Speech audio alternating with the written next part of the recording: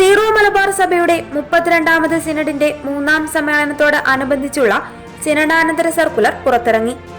Mullaperiyar, JB Koshy commission, Wayanad ഉരുൾപൊട്ടൽ, ഏകീകൃത കുർബാന എന്നീ വിഷയങ്ങളിലാണ് ഈ സർക്കുലർ ശ്രദ്ധ പതിപ്പിച്ചിരിക്കുന്നത്. വയനാട്ടിലും വിലങ്ങാടും സംഭവിച്ച സമാനതകളില്ലാത്ത പ്രകൃതി ദുരന്തത്തിൽ ദുരന്തബാധിതരെ പുനരധിവസിപ്പിക്കുവാനുള്ള സംരംഭത്തിൽ സഭയുടെ സമ്പൂർണമായ സഹകരണം ഉറപ്പുവരുത്തിയിട്ടുണ്ടെന്നും വിവിധ സംസ്ഥാനങ്ങളിലെ കത്തോലിക്ക മെത്രാൻ സമിതികളുടെ സഹകരണത്തോടെ ഭവനങ്ങൾ നിർമ്മിച്ചു നൽകുവാനും ഭൂരഹിതരായവർക്ക് ഭവന നിർമ്മാണത്തിനാവശ്യമായ ഭൂമി സൗജന്യമായി വിട്ടു നൽകുവാനുമുള്ള സഭയുടെ സന്നദ്ധത ഉത്തരവാദിത്തപ്പെട്ടവരെ ഇതിനോടകം അറിയിച്ചിട്ടുണ്ടെന്നും സർക്കുലറിൽ വ്യക്തമാക്കിയിട്ടുണ്ട്.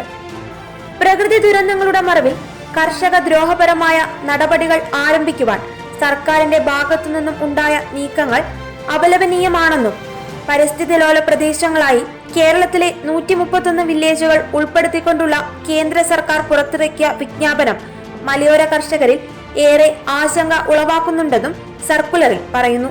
മുല്ലപ്പെരിയാർ ഡാമിന്റെ കാലപ്പഴക്കം മൂലമുള്ള ദുർബലാവസ്ഥ കേരളത്തിന്റെ 1/3 ഭാഗത്തിന് നാശം വരുത്തുവാൻ പര്യാപ്തമായ ഭീഷണിയായി വളർന്നിട്ടുണ്ടെന്നും തമിഴ്നാടിന് വെള്ളവും കേരളത്തിന് സുരക്ഷിതത്വവും എന്ന നിലപാടിൽ ഉറച്ചുനിന്നുകൊണ്ട് ജനങ്ങളുടെ ആശങ്ക അകറ്റാനുള്ള സത്വര നടപടികൾ സർക്കാരിന്റെ ഭാഗത്തുനിന്ന് ഉണ്ടാകണമെന്നും സിനഡാനന്തര സർക്കുലറിൽ പറയുന്നു.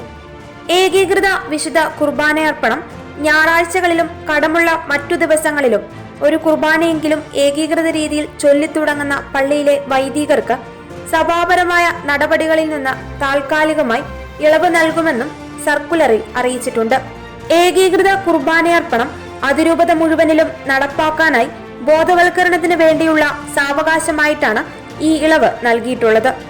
ഈ നിർദ്ദേശം 100-ലധികം പള്ളികളിൽ നടപ്പിലാക്കിയെങ്കിലും അതിരൂപതയിലെ മറ്റു പള്ളികൾ ഇക്കാര്യത്തിൽ പുലർത്തുന്ന വൈമുഖ്യത്തെ യാതൊരു വിധത്തിലും നീതീകരിക്കാനാവില്ല. ഇത്തരം നിലപാടുകൾ കുറ്റകരമായി കണ്ട് നടപടികൾ സ്വീകരിക്കുന്നതാണെന്നും ഒരുമിച്ച് നടക്കുവാനുള്ള സിനഡിന്റെ പരിശ്രമങ്ങളെ ശരിയായ അർത്ഥത്തിൽ മനസ്സിലാക്കി സഹകരിക്കുവാൻ എറണാകുളം അങ്കമാലി അതിരൂപതയിലെ വൈദികരോടും സമർപ്പിതരോടും അൽമായരോടും സിനഡാനന്തര സർക്കുലറിൽ ആവശ്യപ്പെടുന്നുണ്ട്.